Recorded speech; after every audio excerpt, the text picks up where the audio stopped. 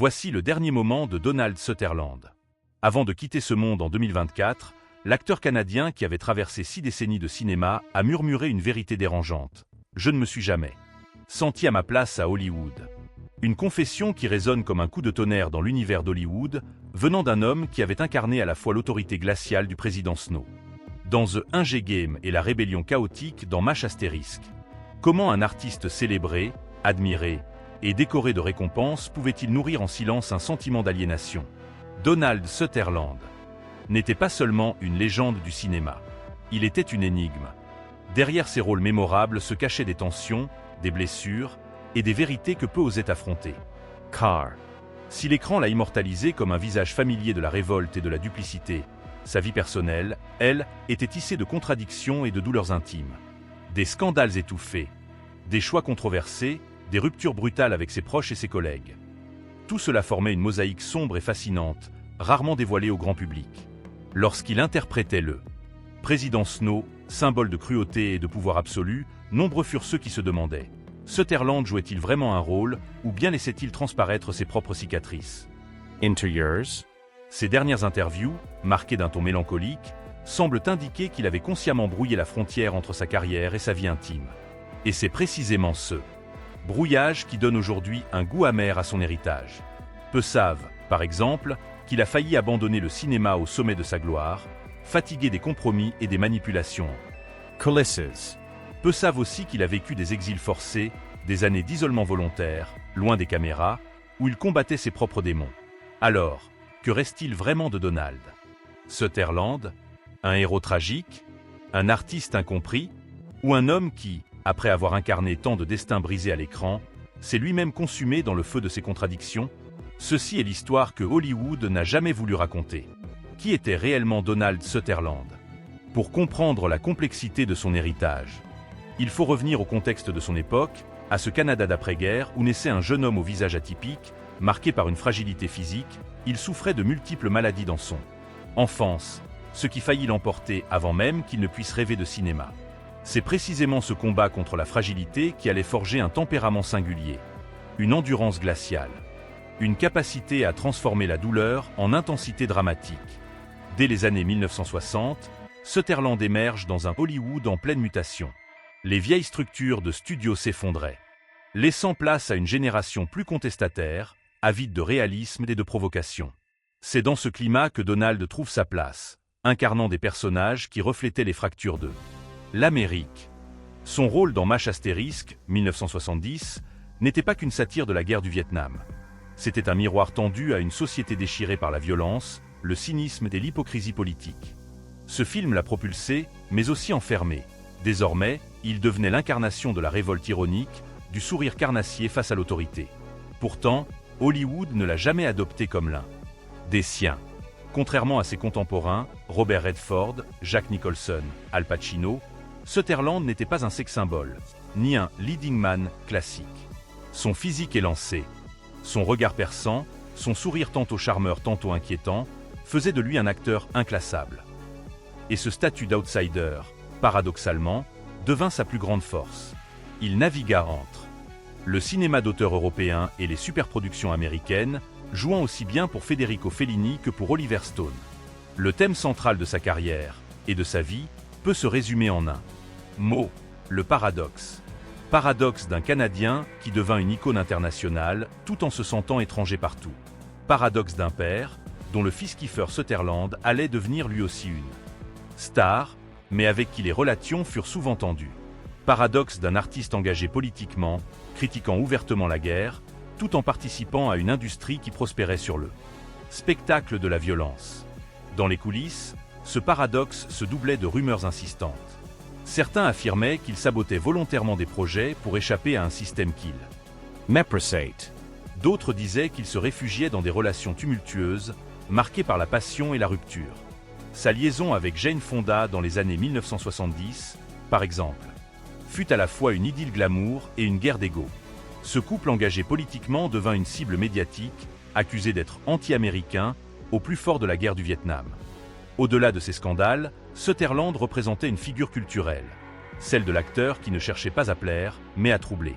Ses choix artistiques, Clute, Don't Look Now,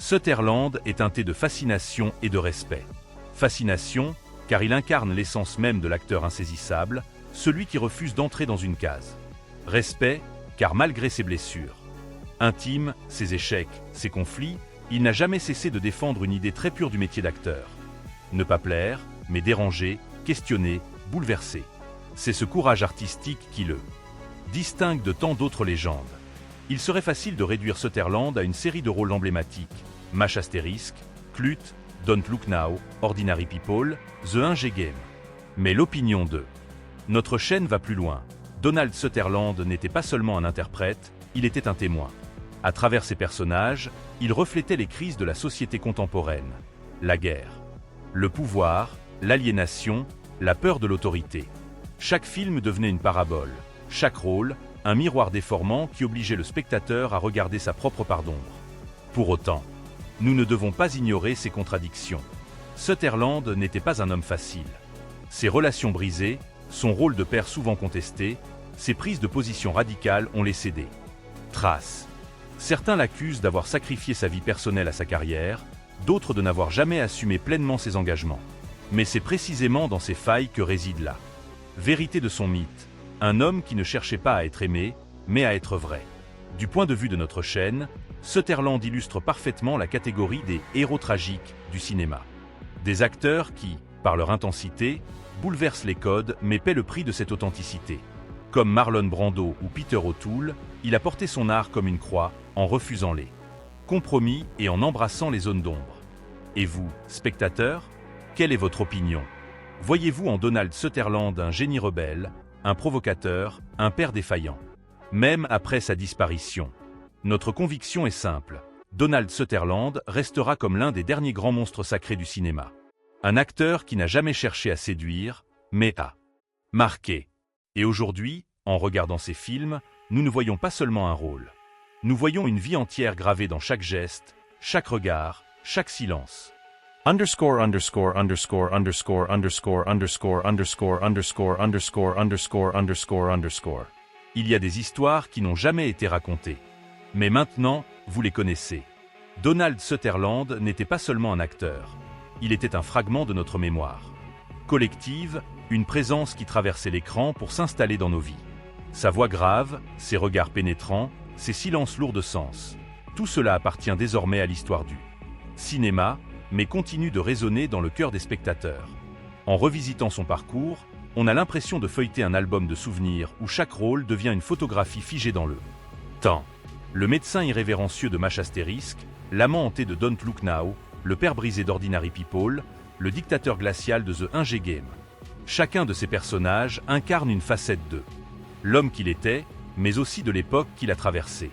Ce qui demeure le plus frappant, c'est sa capacité à rester intemporel. Même lorsqu'il se sentait étranger à Hollywood, même lorsqu'il doutait de sa place, Donald Sutherland appartenait à tous. Son héritage dépasse les frontières, les générations et les modes. Il a inspiré des cinéastes, influencé des acteurs et marqué des millions de spectateurs qui, souvent sans le savoir, ont grandi avec lui. Aujourd'hui, son absence laisse un vide immense. Mais ce vide n'est pas synonyme d'oubli. Au contraire, il est la preuve que certaines présences ne s'effacent jamais. Dans les salles obscures, sur nos écrans, dans les conversations passionnées des cinéphiles, Donald Sutherland vit encore. Et il continuera à vivre tant que ses films seront projetés, tant que ses personnages entreront nos imaginaires. Son départ en 2024 n'a pas mis fin à son histoire. Il a seulement ouvert une nouvelle page, celle de la mémoire, de la nostalgie et de la reconnaissance. Car Donald Sutherland, avec ses contradictions et ses grandeurs, a laissé derrière lui plus qu'une filmographie. Il a laissé une empreinte, une cicatrice belle et douloureuse, sur l'âme du cinéma. Et c'est peut-être cela, au fond, la véritable immortalité.